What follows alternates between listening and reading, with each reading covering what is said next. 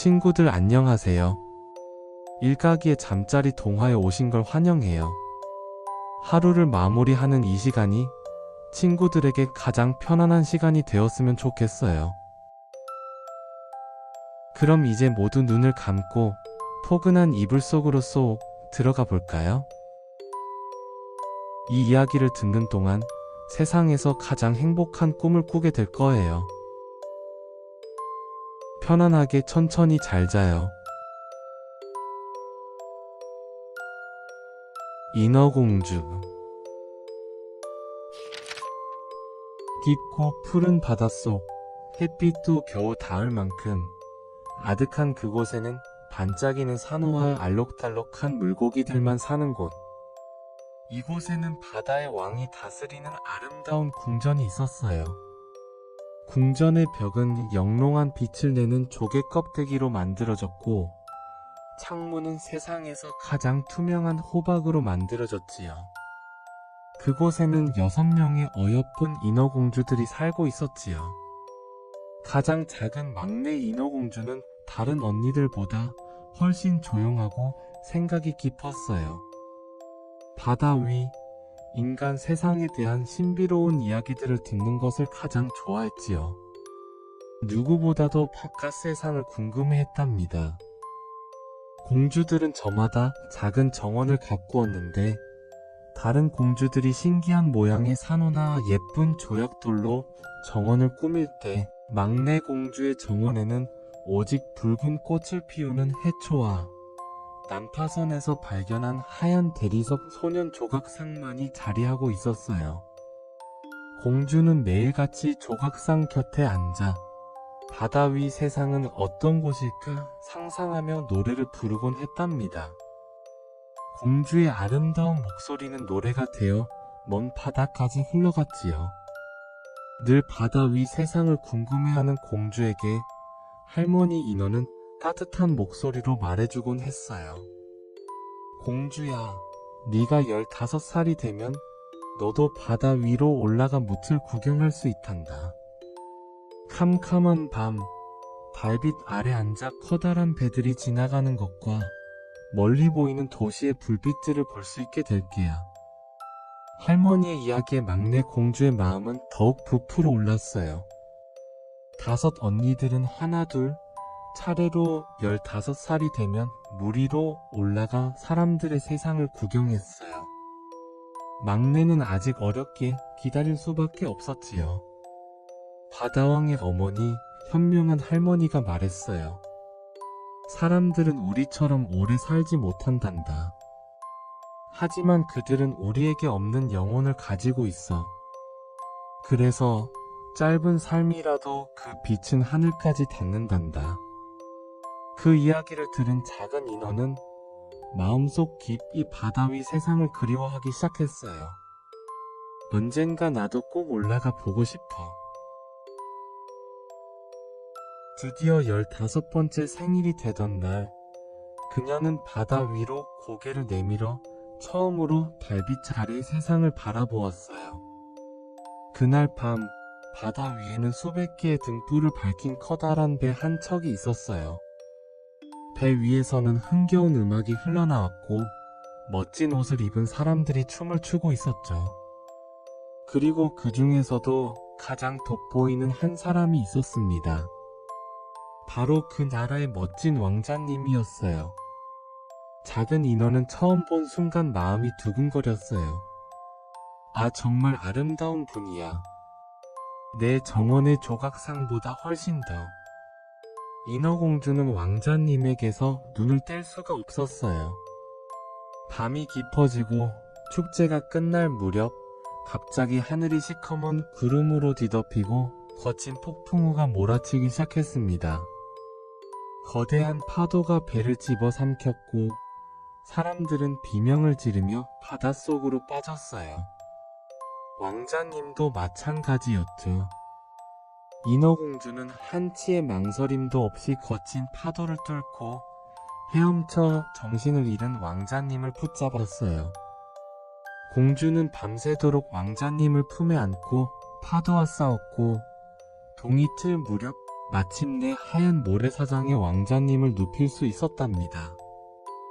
공주는 왕자님의 이마에 조심스럽게 입을 맞추었어요. 그때 근처 수도원에서 아리따운 아가씨가 걸어 나오는 것을 보고 공주는 슬픈 마음을 뒤로 한 채 급히 물속으로 몸을 숨겼습니다. 정신을 차린 왕자님은 자신을 구해준 사람이 바로 그 아가씨라고 생각하게 되었죠. 인어공주는 멀리서 바라보며 속상했어요. 내가 왕자님을 구했지만 왕자님은 모르는구나. 궁전으로 돌아온 인어공주는 아무 말도 하지 않았어요. 왕자님을 다시 볼 수 없다는 생각에 깊은 슬픔에 빠졌답니다. 공주는 더 이상 정원을 가꾸지도 노래를 부르지도 않았어요. 공주의 마음은 온통 바다 위 왕자님 생각뿐이었습니다. 그러던 어느 날 공주는 결심했어요. 바다의 가장 깊고 무서운 곳에 사는 바다 마녀를 찾아가기로요. 바다 마녀의 집 주변은 끈적끈적한 물풀과 뼈만 남은 물고기들로 가득했어요. 인어공주는 두려웠지만 용기를 내어 마녀에게 다가가 떨리는 목소리로 말했습니다. 마녀님, 저를 인간으로 만들어주세요. 왕자님 곁에 가고 싶어요. 바다 마녀는 교활한 웃음을 터뜨렸어요. 호호호, 어리석은 것. 아주 불가능한 건 아니지. 하지만 대가가 아주 크다는 걸 알아야 할 게다. 너의 아름다운 꼬리를 없애고 인간의 다리를 주마. 넌 누구보다도 우아하게 춤을 출 수 있겠지만 걸을 때마다 날카로운 칼날 위를 걷는 듯한 끔찍한 고통을 느끼게 될 거야. 마녀는 끔찍한 조건을 계속해서 말했어요. 그리고 만약 왕자님이 너와 결혼하지 않고 다른 사람과 결혼한다면 너는 그 결혼식 다음날 아침 해가 뜰 때 심장이 찢어지며 차가운 바다의 물거품이 되어 영원히 사라지게 될 게다. 무엇보다 가장 중요한 대가는 내 그 아름다운 목소리를 내게 줘야겠다. 목소리를 잃은 것은 인어에게 가장 끔찍한 일이었지만 왕자님을 향한 사랑은 그 두려움보다 컸습니다. 공주는 망설였지만 고개를 끄덕였고 마녀가 주는 무서운 약을 받아 마셨습니다. 공주는 결심하며 말했어요. 그 모든 것을 감수하겠어요. 그를 사랑하니까요. 약을 마시자 온몸이 칼로 베이는 듯한 고통과 함께 공주는 정신을 잃었어요. 다시 눈을 떴을 때 공주는 궁전 앞 해변에 누워 있었고 아름답던 꼬리 대신 한 쌍의 다리가 생겨 있었죠. 바로 그때 왕자님이 공주를 발견했습니다. 아가씨 괜찮아요? 어디서 왔죠? 인어공주는 아무 말도 할 수 없었어요. 그저 크고 슬픈 눈으로 왕자님을 바라볼 뿐이었죠. 왕자님은 그런 공주를 가엾게 여겨 궁전으로 데려갔습니다. 공주는 왕자님 곁에서 지내게 되었어요. 비단 옷을 입고 푹신한 침대 위에서 잠을 잤죠. 왕자님은 공주를 귀여운 동생처럼 아껴주었습니다. 그리고 공주는 왕자님을 위해 춤을 추었어요. 발은 날카로운 칼에 베이는 듯 아팠지만 그 고통을 아무에게도 내색하지 않은 채 세상에서 가장 아름다운 춤을 선보였답니다. 사람들은 모두 공주의 춤에 감탄했지만 아무도 그녀의 고통은 알지 못했죠. 그럼에도 불구하고 작은 인어공주는 웃음을 잃지 않았지요. 이 행복이 오래오래 가길 바랬어요. 그러던 어느 날 이웃 나라의 공주님이 왕자님과 결혼하기 위해 찾아왔어요. 그런데 놀랍게도 그 공주님은 바로 왕자님이 찾던 수도원의 그 아가씨였습니다. 왕자님은 기뻐하며 그녀와 결혼을 약속했습니다. 인어공주의 가슴은 무너졌어요. 진실을 말하고 싶었지만 목소리가 없었기에 아무도 알 수 없었지요. 밤이 깊어지고 공주가 홀로 배 난간에 기대어 어두운 바다를 바라보고 있을 때였어요. 물 위로 언니들의 모습이 나타났습니다. 그런데 언니들의 길고 아름다운 머리카락이 모두 잘려 있었어요. 언니들은 울먹이며 다급하게 외쳤습니다. 막내야, 우리가 머리카락을 마녀에게 주고 이걸 받아왔어. 이 칼로 왕자님의 심장을 찌르고 그 피를 내 발에 묻히렴. 그럼 넌 다시 인어가 되어 우리와 함께 바다로 돌아올 수 있어. 그렇지 않으면 너는 곧 거품이 되고 말 거야. 인어공주는 두려운 마음으로 날카로운 칼을 받아 들고 왕자님이 잠든 방으로 향했어요. 방 안에는 아름다운 신부의 곁에 잠든 왕자님이 있었습니다. 공주는 칼을 높이 쳐들었지만 평화롭게 잠든 왕자님의 얼굴을 보는 순간 차마 그를 찌를 수가 없었습니다.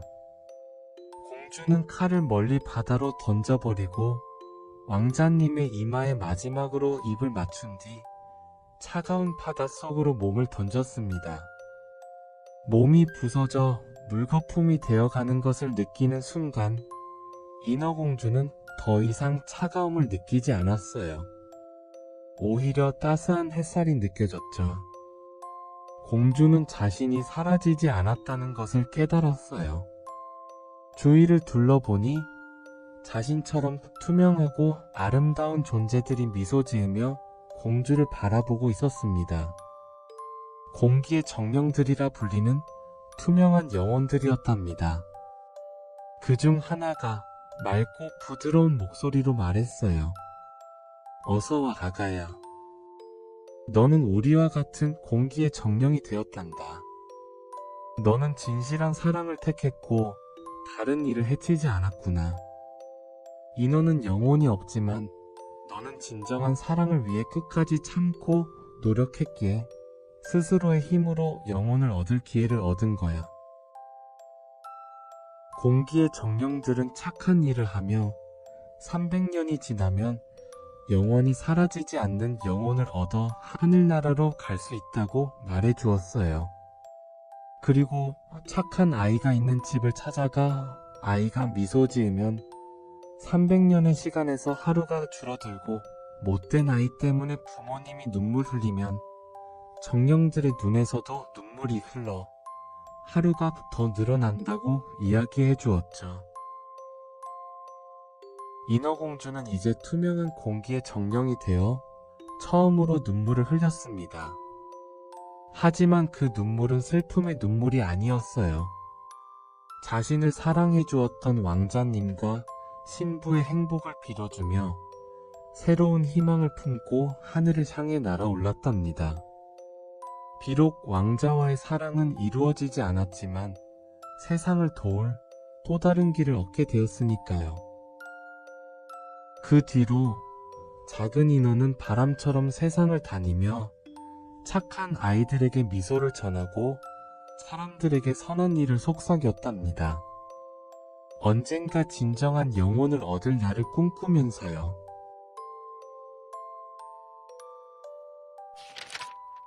미운 오리 새끼. 옛날 어느 한적한 시골 마을. 푸른 들판 한가운데에는 깊은 연못이 있었습니다. 그곳은 갈대가 바람에 살랑거리고 오리와 새들이 평화롭게 살고 있었지요. 아주 화창한 어느 날 시골집 울타리 근처 풀숲 속 둥지에 한 어미 오리가 앉아 있었습니다. 둥지에는 크고 작은 알들이 차곡차곡 놓여 있었어요. 어미 오리는 며칠 동안 알을 품으며 조용히 기다렸습니다. 곧 내 아기들이 태어나겠지. 얼마나 귀여울까. 어미 오리는 며칠을 조용히 기다렸습니다. 마침내 알이 하나씩 깨지기 시작했어요. 삐약, 삐약. 작은 소리를 내며 아기 오리들이 고개를 내밀었지요. 모두 노란 솜털에 귀여운 주둥이를 가졌죠. 어미 오리는 기뻐하며 아이들을 품에 안았습니다. 하지만 마지막 남은 알은 다른 알들보다 훨씬 크고 껍데기도 두꺼웠습니다. 이 알은 왜 이렇게 크지? 그래도 곧 깨어나겠지. 며칠이 더 지난 뒤 큰 알에도 금이 가더니 마침내 껍데기가 부서지는 소리가 들렸어요. 그 속에서 나온 아기는 다른 형제들과 달리 깃털은 거무튀튀하고 커다란 아기 오리 한 마리가 비틀거리며 나왔어요. 주변에 있던 암탉과 다른 오리들은 수군거렸습니다. 세상에 저게 뭐야? 너무 못생겼잖아. 어미 오리는 놀랐지만 아이를 품에 안으며 말했습니다. 어머, 이 아이는 좀 다르구나. 하지만 괜찮아. 내 새끼니까. 며칠 뒤 어미 오리는 아기 오리들을 데리고 연못으로 갔습니다. 어미 오리는 첨벙 소리를 내며 물에 뛰어들었어요. 아기 오리들도 뒤따라 물에 풍덩 뛰어들었죠. 처음 물 위를 헤엄치는 순간 아기 오리들은 모두 신나게 물장구를 쳤습니다. 덩치 큰 아기 오리도 어설프지만 열심히 헤엄을 쳤어요. 그때 다른 오리들이 수군거렸습니다. 저건 뭐야? 왜 이렇게 못생겼어? 덩치도 크고 어울리지 않아. 형제들조차 그 아이를 밀치며 놀렸습니다. 너는 왜 이렇게 크기만 하고 못생겼니? 우리랑은 달라. 어미 오리는 아이를 감싸며 말했습니다. 얘는 아직 어려서 그런 거야. 곧 괜찮아질 거야. 그러나 놀림은 멈추지 않았습니다. 연못의 다른 동물들, 농장 마당의 닭들까지도 그 아이를 괴롭혔습니다. 덩치도 크고 색깔도 이상해. 저런 오리는 처음 봐.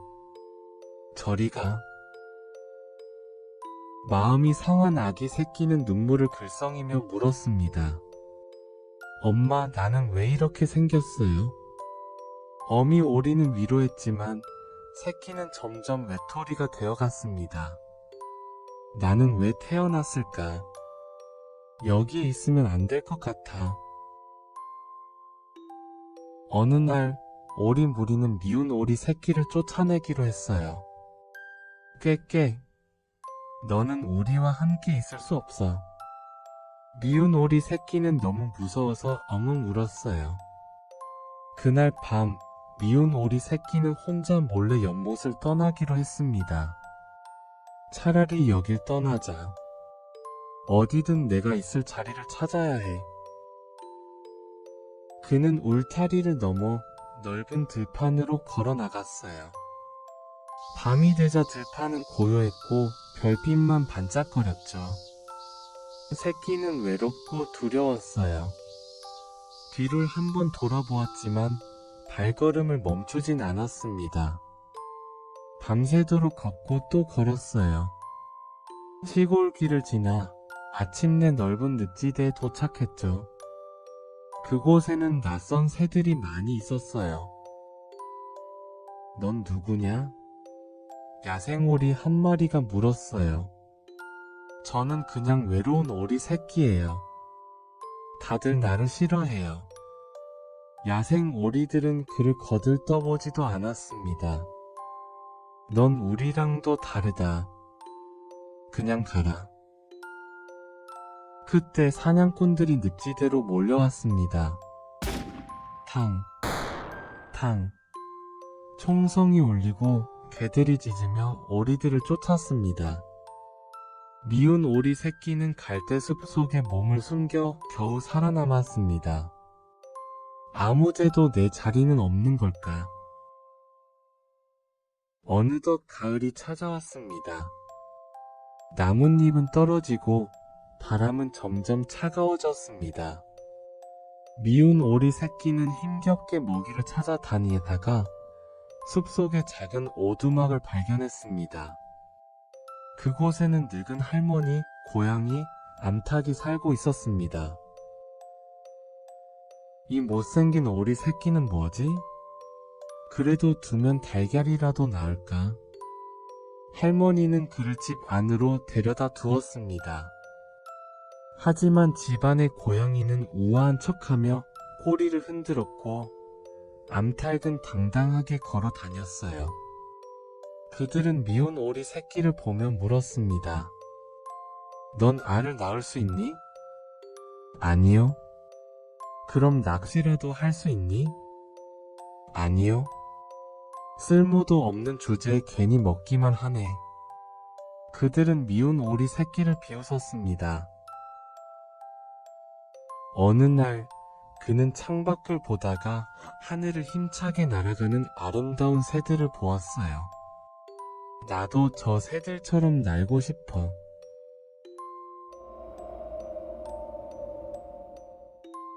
차가운 겨울이 찾아왔습니다.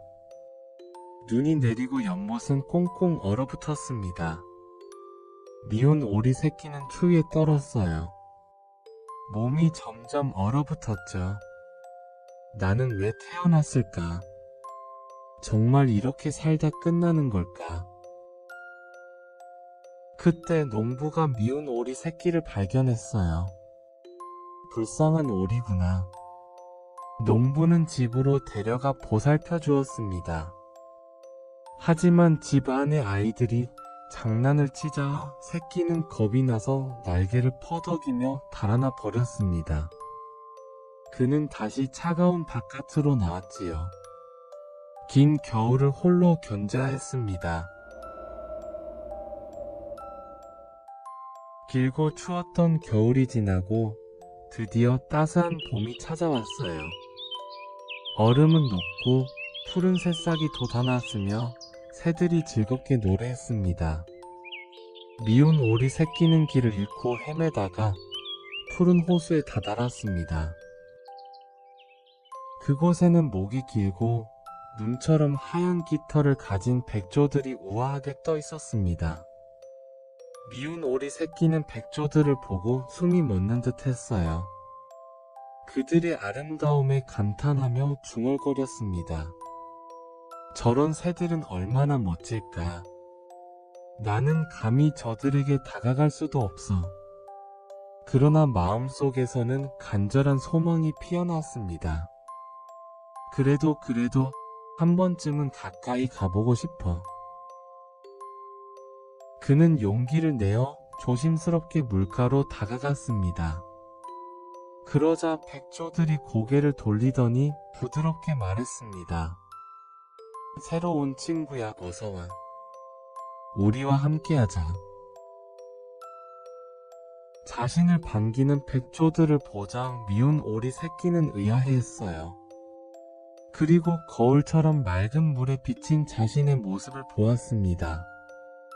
검고 못생긴 오리가 아니라 눈부시게 하얀 깃털을 가진 아름다운 백조의 모습이었어요. 내가 백조였구나. 미운 오리 새끼는 믿기지 않아 눈물을 흘렸습니다. 이제야 알겠어. 나는 미운 오리 새끼가 아니었어. 원래부터 백조였던 거야. 사람들이 호숫가에서 감탄하며 말했습니다. 세상에 저 백조가 가장 아름답구나. 미운 오리 새끼는 더 이상 외톨이가 아니었습니다. 그는 그제야 자신이 왜 다른 오리들과 달랐는지 깨달았죠. 나는 미운 오리 새끼가 아니었어. 원래부터 백조였던 거야.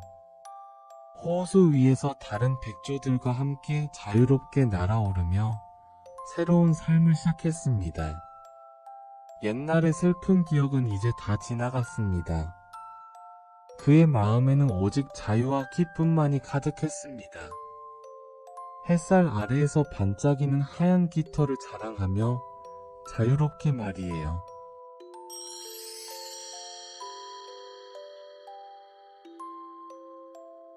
미운 오리 새끼는 남들과 다른 모습 때문에 힘들었지만 그 시간 덕분에 더 튼튼해졌어요. 그리고 마침내 자기만의 아름다운 날개를 펼칠 수 있었답니다. 고독은 성장의 대가였지만 진실한 나를 발견하는 통로였답니다.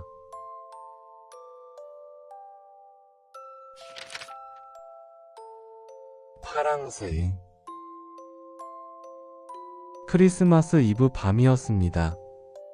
가난한 나무꾼의 오두막에는 틸틸과 미틸 남매가 살고 있었어요. 남매는 촛불 하나만 켜진 어두운 방 안에 있었지요. 창밖에서는 이웃 부잣집 아이들이 즐겁게 파티를 하고 있었고 남매는 부러운 눈길로 바라보았지요.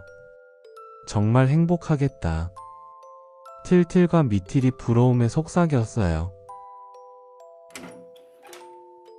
그때 낡은 오두막 문이 삐걱 열리더니 콥사등이에 한쪽 눈이 먼 노파 한 분이 들어오셨어요. 안녕 꼬마들아.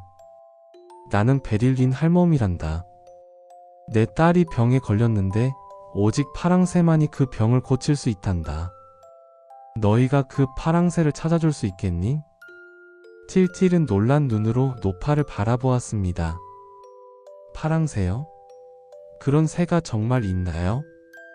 할멈은 빙긋 웃으며 대답했습니다. 있단다. 다만 그 새는 멀리 있는 것이 아니라 늘 가까이에 있지. 하지만 찾기란 결코 쉽지 않단다. 베릴린 할멈의 말에 아이들은 깜짝 놀랐지만 할머니의 간절한 부탁에 기꺼이 파랑새를 찾겠다고 약속했어요. 그러자 할머니는 신비로운 초록 모자를 주며 말했어요. 이 모자에 달린 보석을 돌리면 숨겨진 진실을 볼 수 있단다. 너희는 보지 못했던 세계를 보게 되지. 사물과 동물의 영혼이 깨어나 너희를 돕거나 방해할 거야. 틸틸이 호기심에 모자의 보석을 빙글 돌렸어요. 순간 집 안이 소란스러워졌지요. 낡은 오두막의 벽과 천장이 사라지고 침대와 가구들이 살아 움직이는 것처럼 보였죠. 벽난로에 불이 불꽃을 튀기며 말을 했고 주전자에서 물이 졸졸졸 흐르며 목소리를 냈습니다. 빵은 부풀어 일어났고 우유가 담긴 항아리는 하 웃었어요. 그리고 아름다운 요정도 나타나더니 새하얀 목소리로 말했어요. 어서 가요. 틸틸과 미틸. 내가 길을 안내하겠어요. 그리고 개 타일로는 꼬리를 흔들며 크게 짖었습니다. 이제야 내 진짜 목소리를 들을 수 있게 되었군요. 주인님 어디든 함께 가겠습니다. 반면 고양이 타일레트는 눈을 가늘게 뜨며 중얼거렸습니다. 이런 모험 고생만 가득할 뿐이겠지. 하지만 어쩔 수 없군. 모두가 함께 떠나게 될 모험에 들떠 있었지만 타일로와 타일레트는 서로를 못마땅해 했어요. 늘 그랬듯 서로를 으르렁거리며 싸웠죠. 아이들은 요정의 도움으로 추억의 나라에 도착했습니다. 그곳에는 조용하고 따뜻한 집이 있었습니다. 문을 열고 들어서자 놀랍게도 돌아가신 조부모님이 환한 미소로 앉아 계셨습니다. 틸틸 미틸, 오래간만이구나. 조부모님은 남매를 반갑게 안아주셨습니다. 아이들은 눈물이 핑 돌았습니다. 틸틸은 손을 꼭 잡으며 물었습니다. 할머니, 할아버지, 정말 여기서 살아계신 거예요? 할머니는 고개를 끄덕이며 말했습니다. 우린 언제나 여기 있단다. 다만 너희가 우리를 기억하지 않을 땐 깊은 잠에 빠져 있을 뿐이지. 기억해주면 이렇게 깨어난단다. 미틸은 어린 마음에 울먹이며 말했습니다. 그럼 우리가 잊으면 다시 잠드시는 거예요? 그렇단다 얘야. 그러니 언제나 마음으로 기억해주렴. 식탁 위에는 오래전 먹던 음식이 놓여 있었고 아이들은 그 맛을 기억 속처럼 느꼈습니다. 돌아보니 그곳엔 파랑새가 3장이 있었어요. 할아버지, 이 새를 가져가도 될까요? 그러렴. 우리는 늘 추억 속에 있단다. 언제든 다시 놀러 오렴. 틸틸과 미틸은 파랑새를 가지고 추억의 나라를 빠져나왔지요. 그런데 이게 웬일이에요? 추억을 나라를 나오자 파랑새가 검은색으로 변해버렸어요. 어디로 가야 파랑새를 찾을 수 있을까요? 틸틸은 아쉬운 마음에 속삭였습니다. 행복이 이렇게 따뜻한 곳에 있는데 왜 파랑새는 없는 걸까? 타일로가 힘차게 짖었습니다. 주인님, 이 따뜻함만으로도 충분히 행복한 게 아닐까요? 그러자 고양이 타일레트가 비웃듯 꼬리를 치며 말했습니다. 순진하긴. 진짜 행복은 이렇게 쉽게 잡히지 않아. 틸틸은 다시 빙글빙글 보석을 돌렸어요. 이번엔 달빛이 비추는 밤의 궁전에 도착했습니다. 빛의 요정은 어둠의 세계인 밤의 궁전에는 들어갈 수 없었기에 나머지 일행만 가기로 했습니다. 파랑새를 찾으면 다시 원래 고양이로 돌아가는 게 싫었던 타일레트는 몰래 먼저 뛰어가 밤의 여왕을 만났지요. 그리고 아이들이 여왕님의 파랑새를 훔치러 온다고 거짓말을 했어요. 여왕은 무척 화가 났고 아이들을 골탕 먹이려 모르는 척 했습니다. 거대한 검은 문 뒤에는 무서운 그림자들이 도사리고 있었습니다.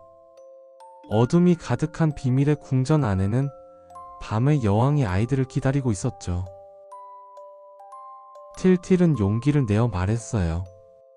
밤의 여왕님, 여기에 파랑새가 있나요? 저희가 찾아봐도 될까요?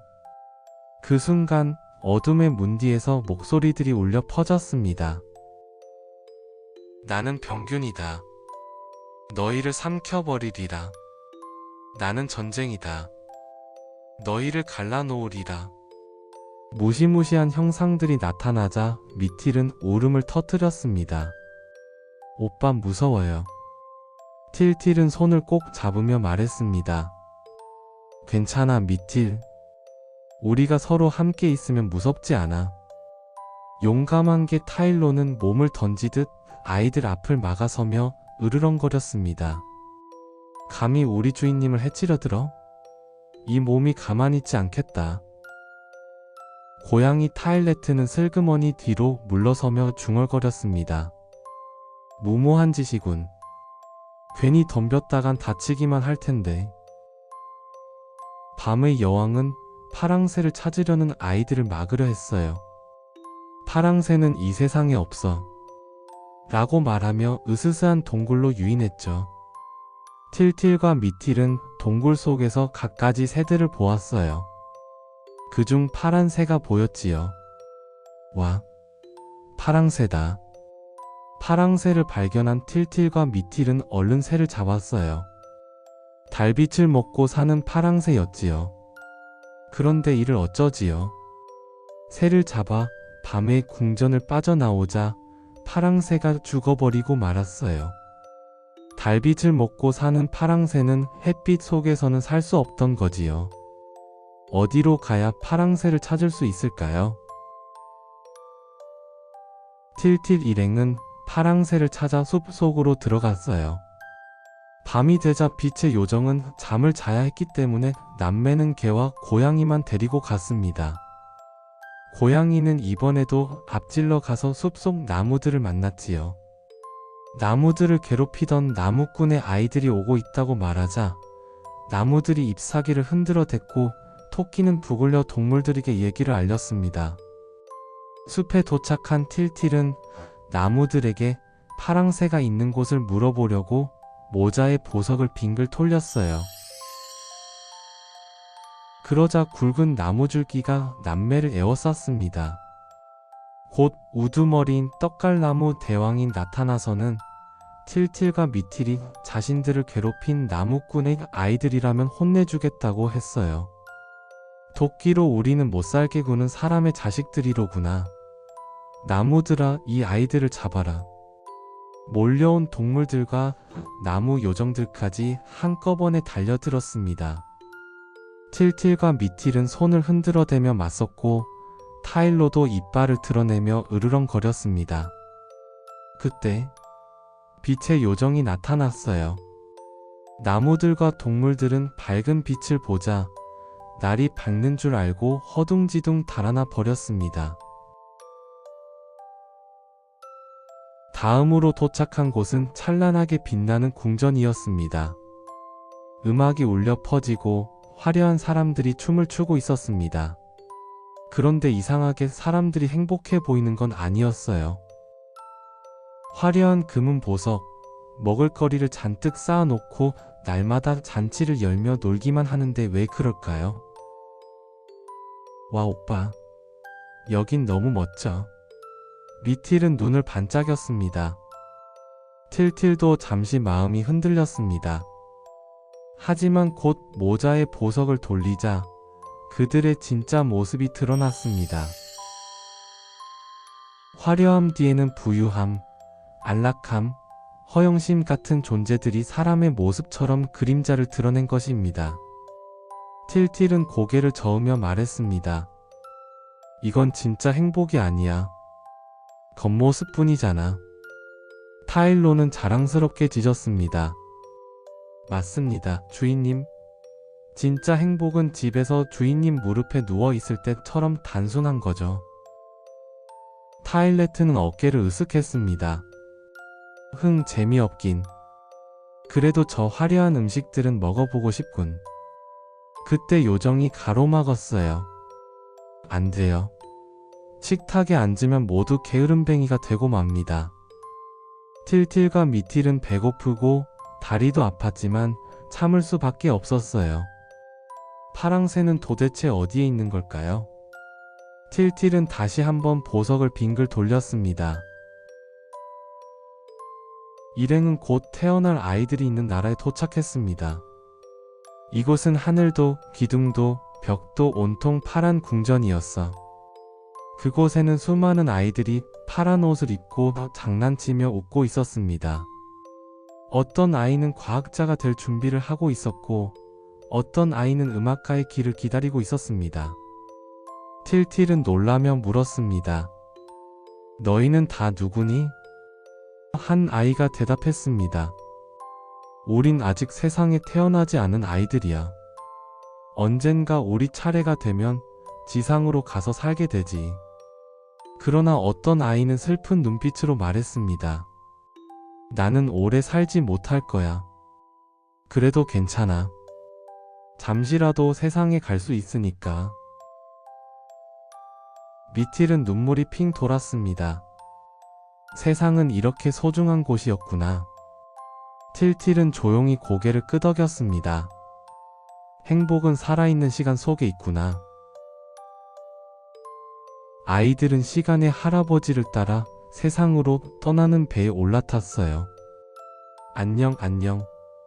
미래에서 만나자. 배에 탄 아이들은 서로서로 인사를 건넸지요. 아이들은 파랑새가 존재한다고 말해주었지만 그곳에도 파랑새는 없었습니다.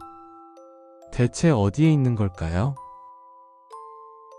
그때 시간의 할아버지가 틸틸과 미틸도 잡아서 배에 태우려 했어요. 틸틸은 다시 한번 보석을 돌렸습니다.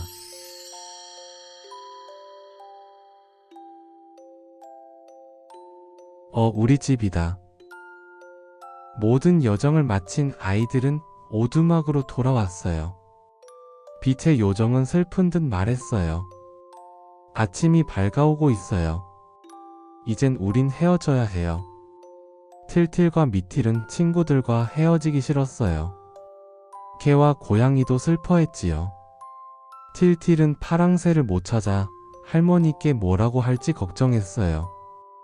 요정은 최선을 다했으면 그것으로 된 것이라고 말했지요. 빛의 요정 안녕, 모두 안녕.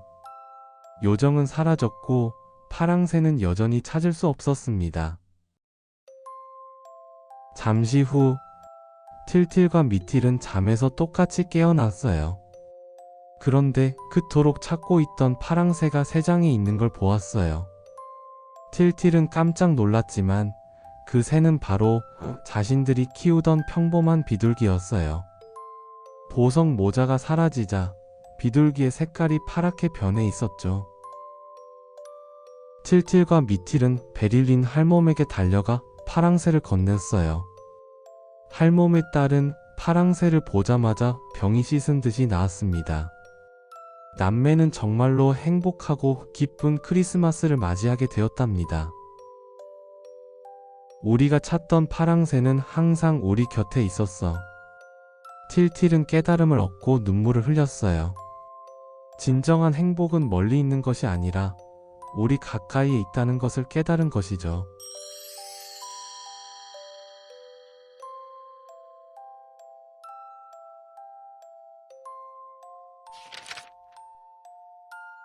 피터팬. 런던 블룸스버리가의 집에 달링 가족이 살았습니다. 아버지 조지 달링, 어머니 메리 달링, 그리고 웬디와 존, 마이클이라는 세 아이가 있었지요.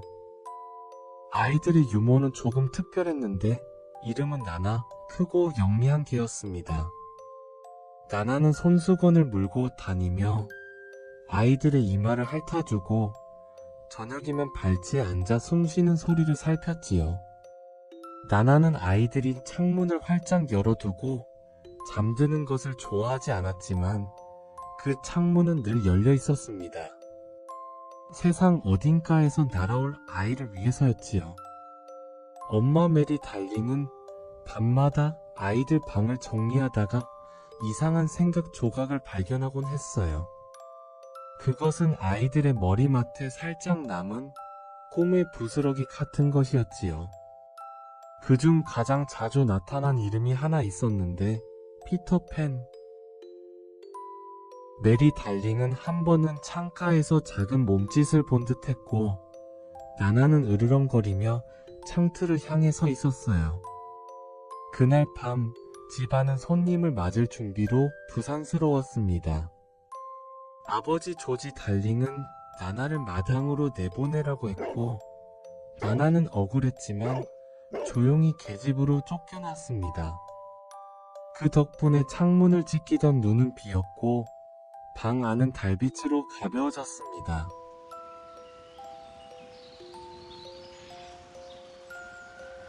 어느 날 저녁 엄마와 아빠가 외출하고 잠든 아이들의 방 창문이 소리 없이 열렸지요. 한 소년이 방 안으로 날아 들어왔습니다. 그는 온통 나뭇잎으로 감싸여 있었고 그 뒤로는 반딧불보다도 작은 눈부시게 빛나는 불빛이 따라다녔습니다. 소년은 바로 피터팬이었고 빛은 피터팬의 요정 팅커벨이었습니다.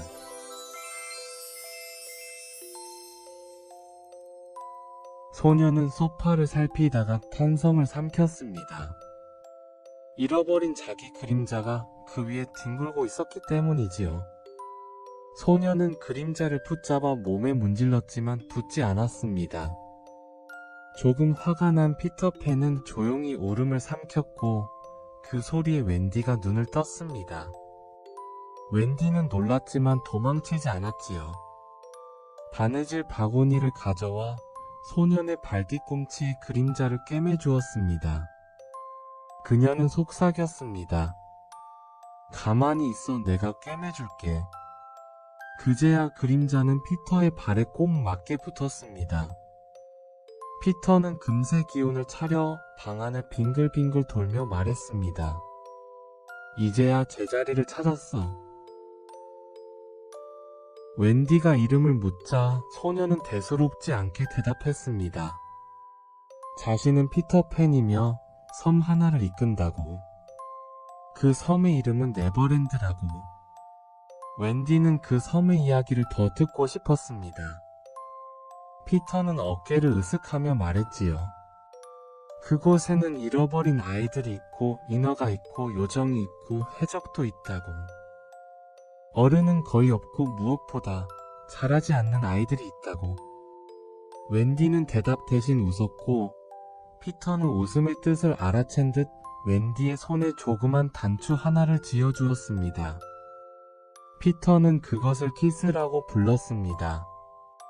웬디는 낯선 예법을 그대로 돌려주고 싶어 재봉도구에 끼우던 꼴물을 빼어 피터에게 건넸지요. 그것을 키스라고 부르며 그렇게 그 밤은 이상하고도 신기하게 흘렀습니다.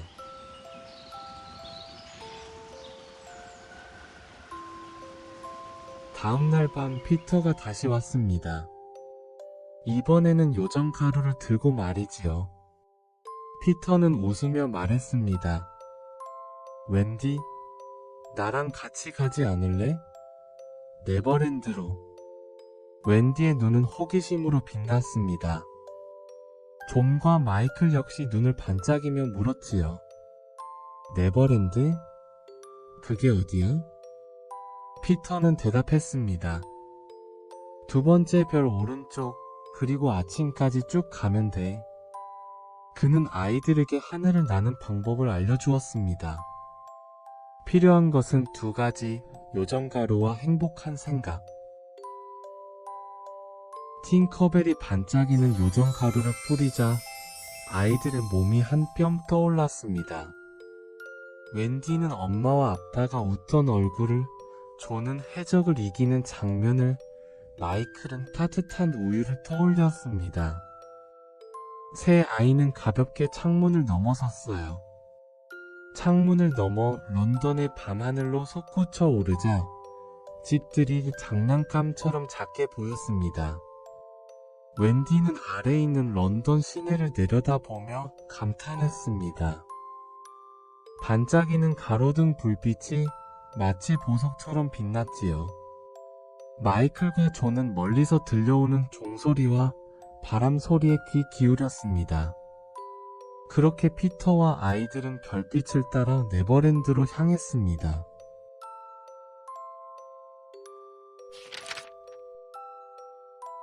그들은 밤을 새워 날았습니다. 별빛은 변함없었지만 바람은 조금씩 달라졌습니다.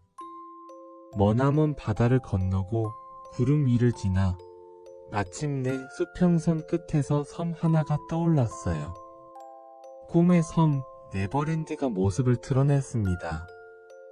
푸른 숲, 깊은 바다, 바위섬, 빛나는 모래톱, 나무 안쪽으로 숨은 구멍, 요정의 길, 아무도 모르는 비밀 계단. 그곳은 온갖 신비로운 생명체가 가득한 곳이었지요. 요정과 인어, 그리고 바다에는 해적선이 떠있고 인디언들이 사는 숲이 있었습니다. 그곳에는 피터팬의 친구들이 살고 있었는데 그들은 잃어버린 아이들이라 불렸습니다. 피터팬이 보살펴 주었던 아이들이었죠. 그들은 피터팬과 함께 나무 위에 지은 아지트에서 살았습니다. 하지만 네버랜드에는 무서운 적도 있었습니다. 바로 후크 선장이었죠. 피터팬과의 싸움에서 한쪽 손을 잃고 그 자리에 갈고리를 단 해적 두목이었습니다. 후크 선장은 잃어버린 손을 먹어버린 악어에게 시달리고 있었습니다. 악어는 손과 함께 시계를 삼켰고 그 시계 소리가 째깍거리며 후크 선장의 공포를 끊임없이 자극했지요.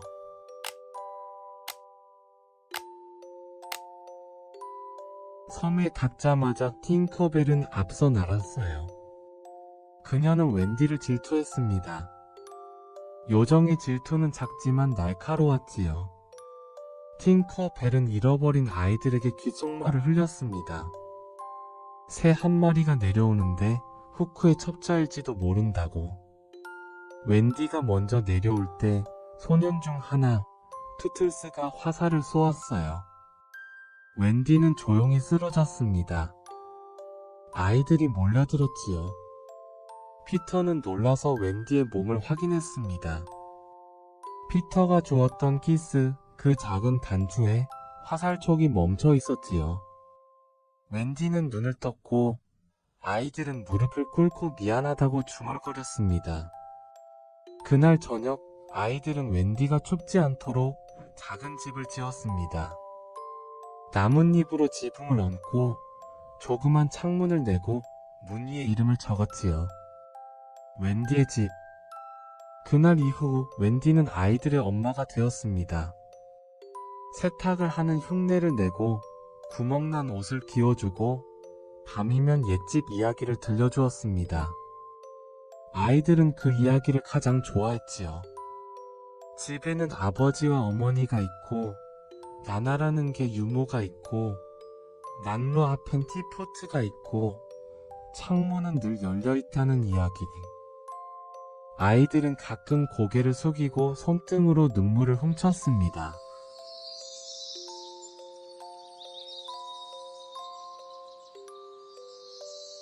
네버랜드의 낮과 밤은 바쁘게 지나갔습니다.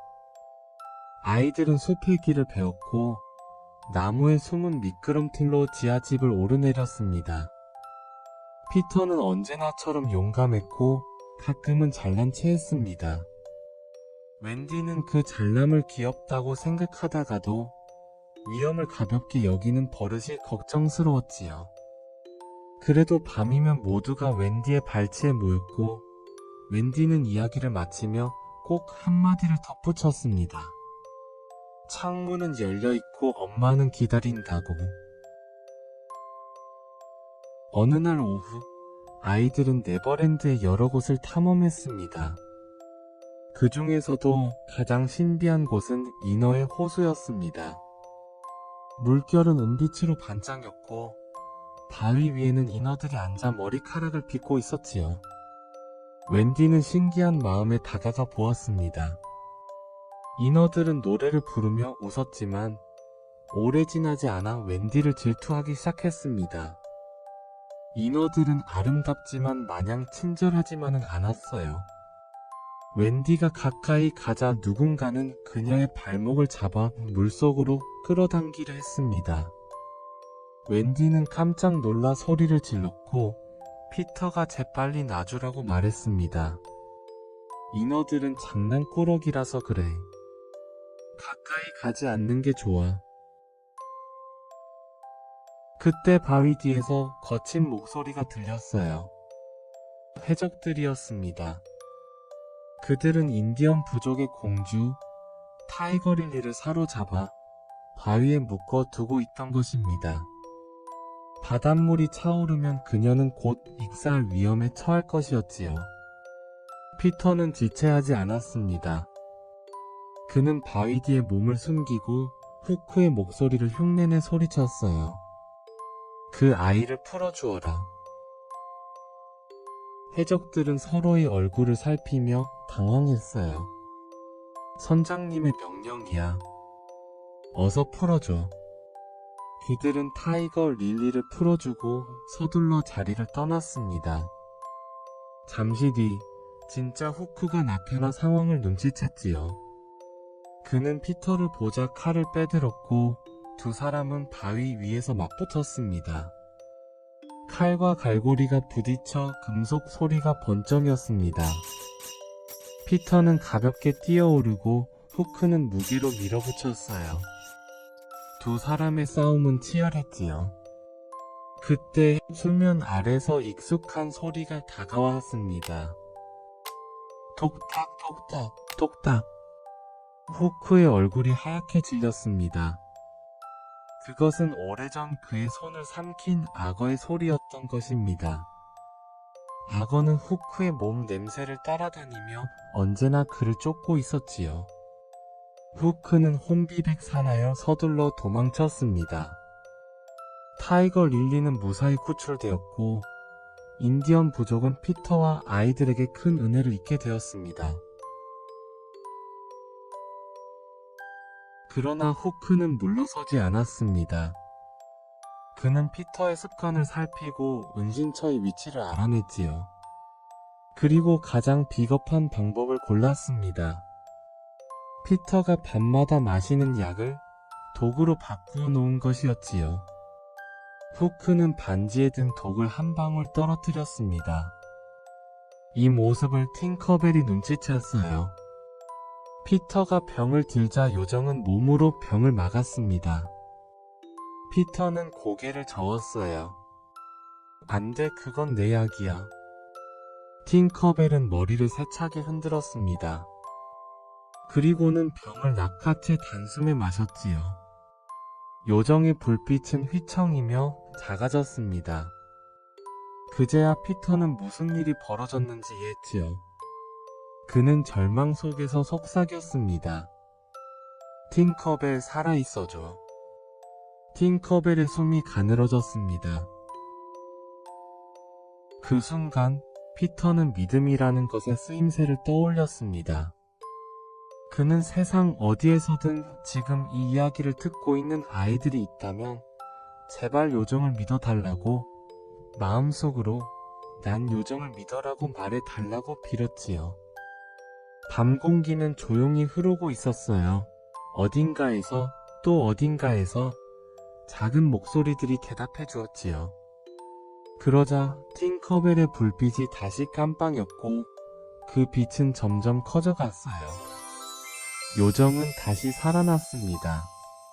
피터는 안도의 숨을 쉬고 이제 할 일을 떠올렸습니다. 해적선. 그날 밤 해적들은 지하집 입구를 덮쳤습니다. 웬디와 잃어버린 아이들 그리고 존과 마이클은 줄지어 끌려가 배에 갇혔지요. 후크는 갑판에서 이들을 세워놓고 말했어요. 어른이 되는 건 어차피 지루하니 해적이 되어볼 생각이 없느냐. 웬디는 대답했어요. 어머니에게 돌아갈 거야. 후크는 어깨를 으쓱해하며 말했습니다. 그렇다면 이 선반 위를 걸어 바다로 들어가 봐라. 배 아래 어둠은 깊었고 눈을 질끈 감은 아이들은 서로의 손을 꼭 잡았습니다. 그 시간 피터는 혼자 남은 지하집에서 칼을 매만지고 있었습니다. 팅커벨은 회복되자마자 무슨 일이 일어났는지 피터에게 알려주었지요. 피터는 고개를 끄덕이고 똑딱 똑딱 소리를 흉내내며 해적선으로 향했습니다. 배 위에 모여있던 해적들은 똑딱 똑딱 소리를 들었습니다. 그놈이 왔다. 누군가가 외쳤고 모두의 얼굴이 굳어졌습니다. 사실은 악어가 아니라 피터였지만 선원들은 모두 두려움에 휩싸였습니다. 갑판의 등불이 하나둘 꺼졌고 줄과 돛 사이로 가벼운 그림자가 미끄러졌습니다. 결박이 풀리고 입막대기가 풀리고 웬디는 아이들을 저편으로 숨겼습니다. 피터팬은 후크 선장을 향해 당당하게 걸어갔습니다. 이번에는 도망칠 수 없다. 피터팬. 후크는 갈고리를 들었고 피터는 칼을 빼들었습니다. 피터팬과 후크 선장의 결투가 시작되었습니다. 한 번은 후크가 밀어붙였고 또 한 번은 피터가 날아올랐어요. 피터팬은 후크 선장의 덩치를 이용해 배 이쪽 저쪽을 날아다니며 그를 괴롭혔습니다. 후크 선장은 점차 균형을 잃었지요. 마침내 그는 배의 난간 끝에 몰리게 되었습니다. 그때 물 아래서 다시 똑딱똑딱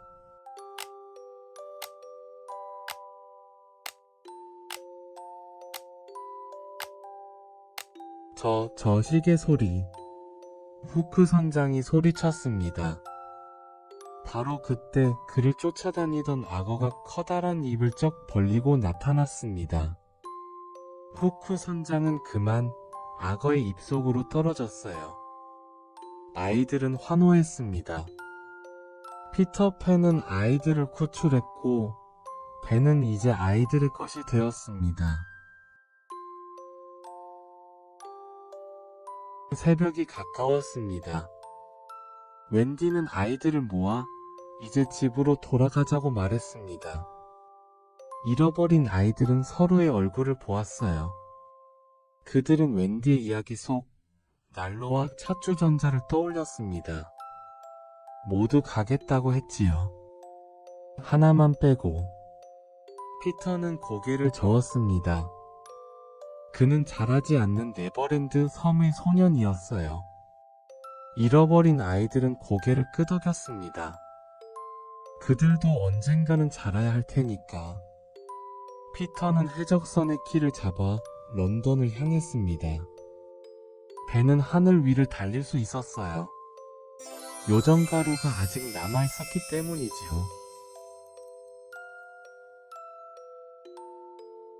집에서는 아버지 조지 달링이 긴 시간을 호해로 보내고 있었습니다.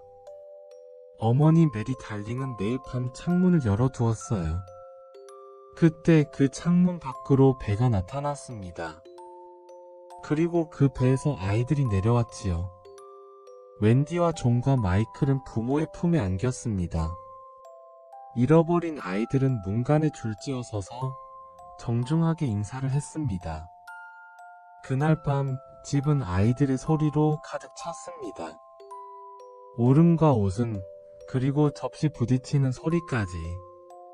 잃어버린 소년들은 달린 가족의 집에 머물게 되었습니다. 그들은 곧 학교에도 가고 새 이름도 얻고 길을 건널 때는 손을 드는 법도 배웠습니다. 나나는 예전처럼 바쁘게 꼬리를 흔들고 다녔지요. 그리고 한동안 피터는 보이지 않았습니다. 그러다 어느 봄날 밤 창문이 살짝 열렸습니다. 웬디는 벌떡 일어나 창밖을 보았지요. 피터였습니다. 그는 변한 게 없었어요. 웬디만 달라졌습니다. 웬디는 자라 있었어요. 웬디가 말했습니다. 이제 하늘을 나는 대신 내 방을 정리해야 할 때라고. 그래도 봄마다 너의 방을 청소해 줄 수는 있다고. 피터는 그 말을 이해하지 못했습니다. 그는 시계를 가지지 않았고 봄과 겨울을 구분하지도 않았거든요. 그에게 있는 건 지금뿐이었습니다. 시간은 흘러 세월이 지나갔습니다. 웬디는 어른이 되고 한 아이의 엄마가 되었습니다. 아이의 이름은 제인. 어느 날 밤 피터는 다시 창문에 와 섰습니다. 웬디 대신 제인이 창문을 열었습니다. 피터는 눈을 동그랗게 뜨고 물었지요. 웬디는 어디 있어? 제인은 대답했습니다. 엄마는 바쁘고 나는 날 준비가 되어 있다고. 피터는 잠시 머뭇거리다가 제인의 손을 잡았습니다. 다시 요정가루, 다시 행복한 생각. 두 사람은 창문을 날아올랐습니다. 그날 이후 이야기는 계속 이어졌습니다. 웬디의 딸과 그 딸의 딸. 이름은 바뀌고 머리 모양도 달라졌지만 봄밤의 창문은 변하지 않았습니다. 언제나 한 번쯤은 열려 있었고 별은 언제나 제자리에 있었습니다.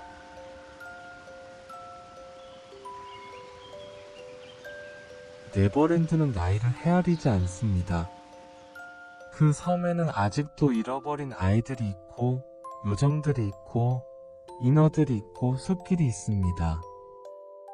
해적선이 떠있는 바다에는 조용한 물결이 퍼지고 아주 멀리서 가끔 똑딱 소리가 들립니다. 아이가 창문을 열면 바람이 먼저 들어오고 그 다음에 웃음소리가 들려옵니다.